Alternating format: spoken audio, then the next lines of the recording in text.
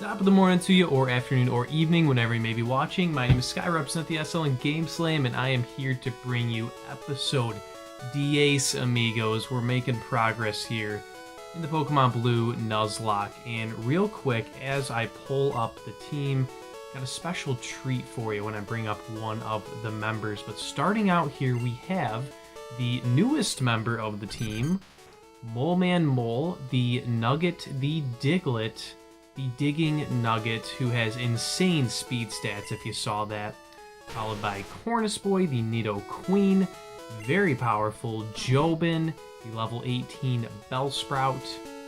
Abag, the Magikarp, who is so close, just knocking on the door. Probably going to be shortly after Lieutenant Surge when it evolves. Followed by Austin the Charmeleon, which is the special member of the team. Look what I found. I found an Austin card. I guess it was like a bookmark in a book I was reading. Months ago that I just picked back up, and I found the Austin card. And last but not least, we have Kevin, the level 19 Pidgeotto. So, we had some frustrating shenanigans with encounters last week, but what I figured out is that in the route above Vermilion City, everything that we could encounter is duplicates. But in this route, there is one new Pokemon that we can encounter. And I'm not going to spoil it until we find it, but since there is only one, that means that I already know what it's going to be. But I may as well leave it as a surprise for those of you not named Kevin who may not know what it is. And the other reason I decided to go to this route first before the SSN, here it is. It is Drowsy. It is the Big Nose McGee. So I am going to use Scratch here with Mole. And Drowsy took that pretty well. So either this is a pretty nice defensive Pokemon, or Mole just has a very low attack. Could be a little bit of both, but regardless, we are going to throw the Pokeball. And as much as I am interested in Psychic type, it is hands down the best type in first generation. I am going to hold off on using this Drowsy at the moment. Being a level 13, I would rather hold off until Abag becomes a Gyarados, and we got Mole now, so let's give him a shot. But in the meantime, we do need a name for Drowsy, and I will name him Ambien. A little product placement there. Ambien was transferred to Bill's PC. Nice, we got some sleeping pills there. But back to what I was saying before that encounter, the reason we did decide to do this route before the SSN is I remembered that we have a rival battle in the SSN. And while we can do all of the trainer battles before that, I still felt like getting as much experience as possible, including this route, would be the most ideal decision for the team. But I am excited to see how powerful this team can become. Unfortunately, we don't have any awakenings, so we're gonna have to sleep a little bit here. Jobin is going to have to sleep up, but he wakes right up. He wakes right up because my man gets up early. He goes to the gym early. I don't know if that's really true, but we're gonna pretend it is true because my man woke up after one turn, and if I remember correctly, sleep is kind of broken in Gen 1. I feel like the fact that you cannot wake up and attack in the same turn really does make it pretty broken. But in the meantime, we will face off against a Horsey. I did confirm that with the old rod we could only catch Magikarps, which I thought was the case, but I couldn't remember if there was even a low chance of catching something else. But with that being the case, we cannot catch a nice horsey yet, or a crabby, or a shelder. Those will all be later on. But in the meantime, the team is looking good. The team is looking good. So we defeated the gambler who says, "Atcha, didn't go my way." Did he sneeze? Bless you? That was an interesting noise. That was an interesting noise. We're taking a shortcut here to someone who says, "My Pokemon should be ready by now." Interesting. Did they drop them off at the daycare? Are they supporting local business? Mr. Snapback wants to fight. Level 18 Nidoran male. Ooh, let's go into Mole Man Mole. Let's go to Mole Man Mole, who isn't going to take hits too nicely. The fact that that was a not very effective move. Yeah, Mole Man Mole is not that strong. Maybe I shouldn't have left him in there. That wasn't too smart. Don't crit me. Sheesh! Okay, let's get him out of here. Let's get him out of here. I'm having second thoughts about Mole Man Mole. Gosh. We might want to try that. We might want to try Ambien. We might want to drug up and try Ambien. My goodness. It's just that it's such a low level. It's level 13. But with how weak Mole Man Mole is, I have an idea. I do have an idea. But it's gonna have to wait till after this battle. I could give Mole Man Mole Dig, the TM. I think that would help. I do think that would help. So the question is, do I burn a pretty good TM on a member of the team we're not even sure we want to use, or do I box him, continue with what we have, and once A-Bag is evolved, we use Drowsy? That sounds somewhat more appealing, especially before Erica and Koga.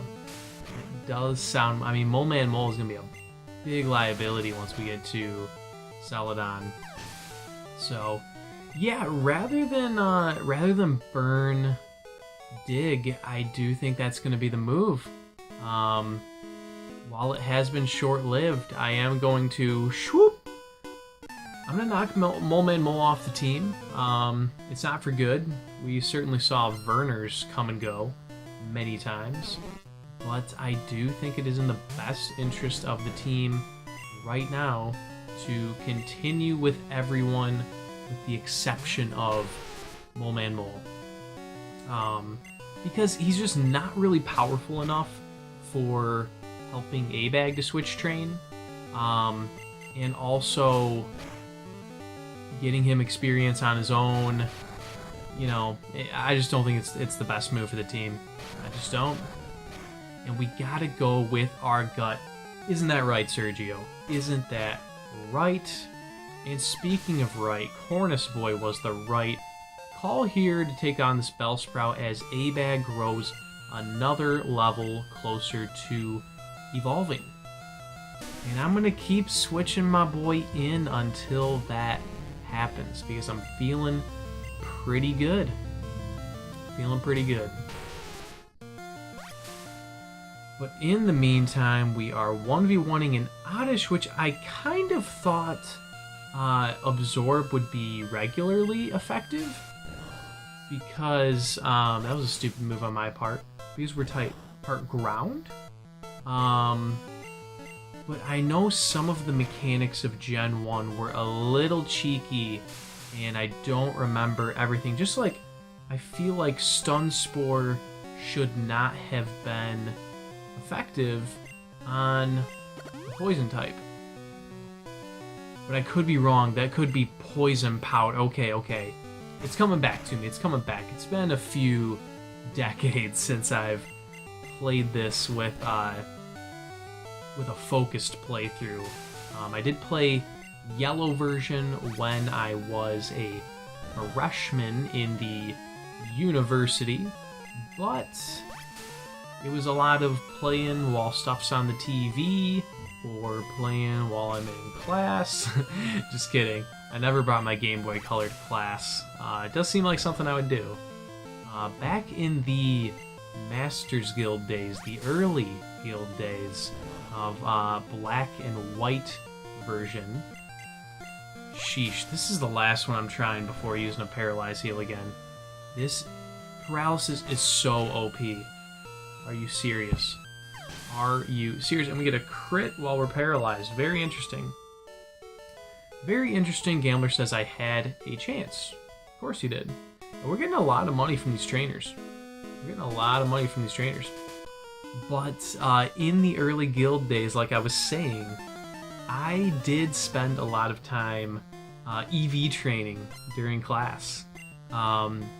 There were certain classes that... Ooh, we see a Growlithe. I would love to catch a Growlithe.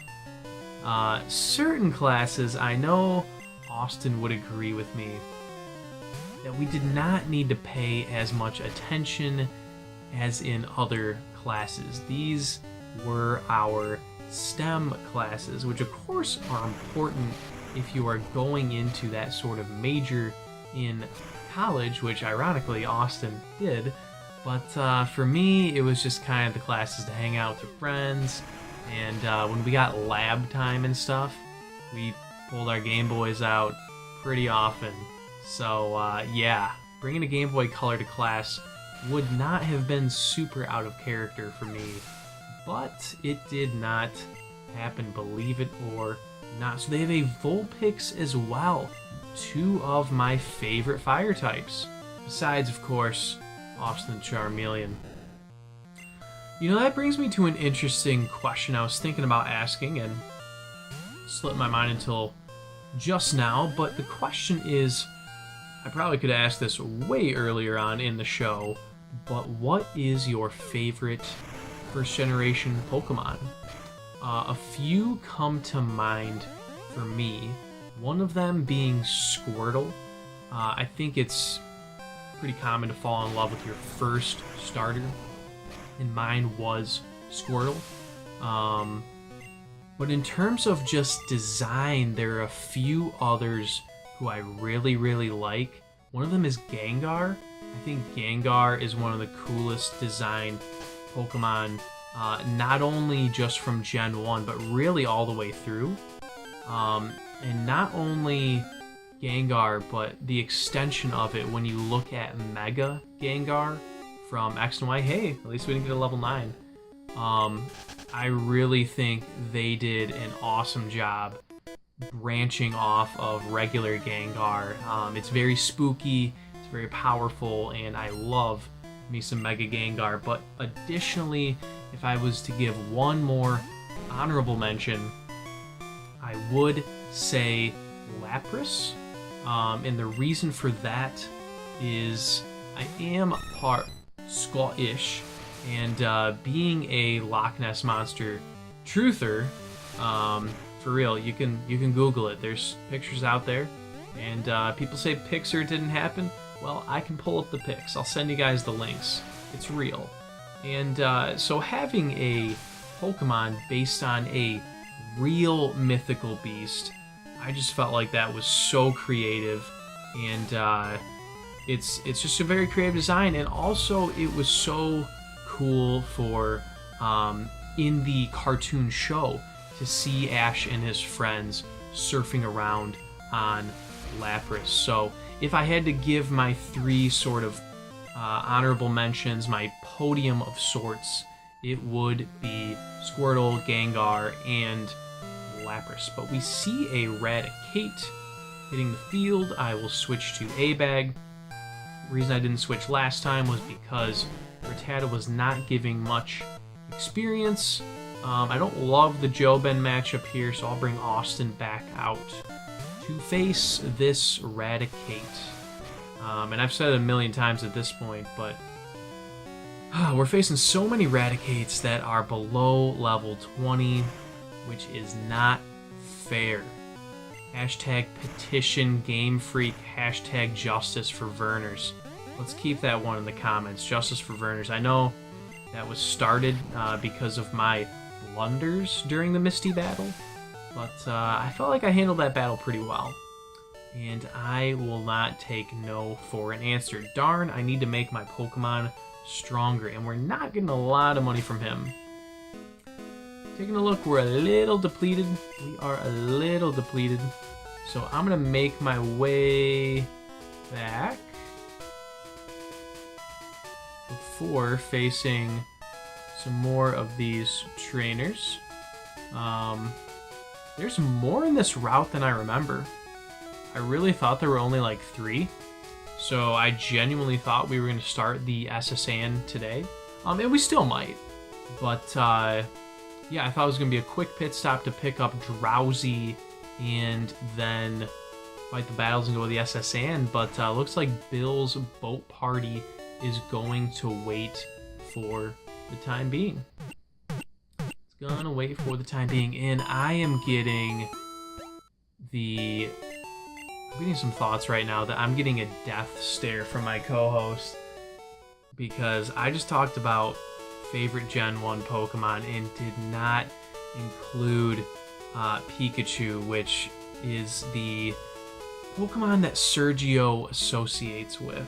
Of course, in this day and age, you can be whatever you want to be, but Sergio does assume the role of a Pikachu. So I'm sorry, buddy, but I felt like that was a little cliche. You know, a lot of kids grow up, and I guess I didn't. I forgot to deposit Mole Man Mole. He can hang around. We can walk him around, give him some happiness. Not that that was a thing yet, but yeah, we'll keep Mole Man Mole around just for the time being because I forgot to deposit him. But Sergio, I'm sorry, man. I'm sorry. Oh, my headphone jack was brushing against my leg, and I thought it was like something crawling on me for a second. Believe it or not, we are so low budget here that AirPods are out of the question. I really wish Cornus Boy had better attacks. It's a strong Pokemon. He's got tree trunks for thighs. Thank goodness he's dodging. But 5-hit KO against an Ekans. Granted, it's level 21, but still. I wish we were doing more damage than that. I'm not even going to say the move that starts with a D and has 2 letters after it, because that would be such power. That would be such power. I'm not going to say it. I'm not going to say it. Another youngster. Do these mothers even care about their children? But I'm licking my lips at this one because this is a Jobin matchup. It's got Jobin written all over it. Sandy Cheeks here with Slash.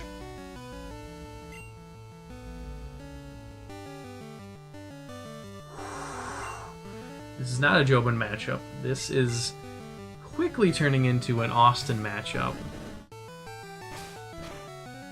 That was scary. And the reason it is extra scary is if he would have scratched first, he maybe would have got enough damage for a Slash crit knockout. That's what scares me. But luckily, Arceus was on our side. Let Jobin live. My goodness, that was scary. I'm a little shook. I'm a little shook. But we are spreading the wealth on that one, and I'm just going to leave Austin in because, as we know, Zubat does not produce much experience. But my goodness, that was scary.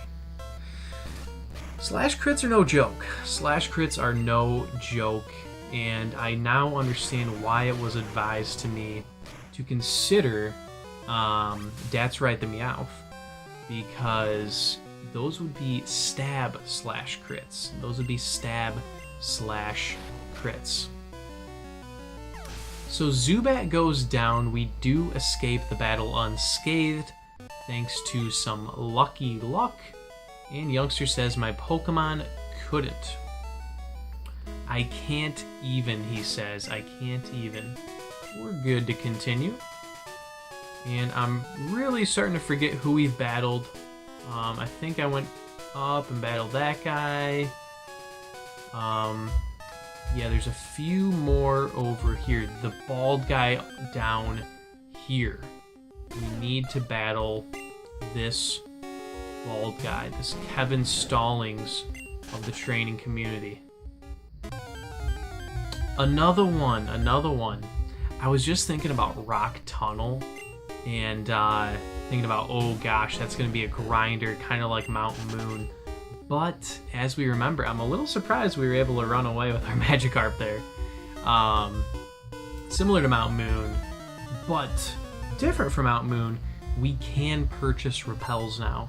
So we should be able to move through Rock Tunnel at a better clip than Mountain Moon.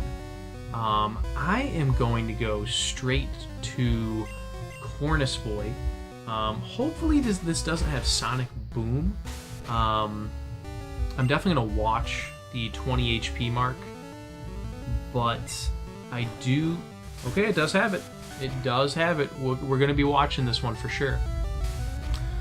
Just in case it had an electric move, I felt like Kevin would be a poor choice here. I did feel like Kevin would be a poor choice, and I don't really mind the screeches because we know Tackle's not going to do enough, and Sonic Boom is not a crit-worthy move, right? So one more scratch will do the trick. And yeah, 5 damage on a crit after 2 or 3 screeches. We're good. We are good. A-Bag up to 18. He very well may evolve. Spreading the joy here. He very well may evolve before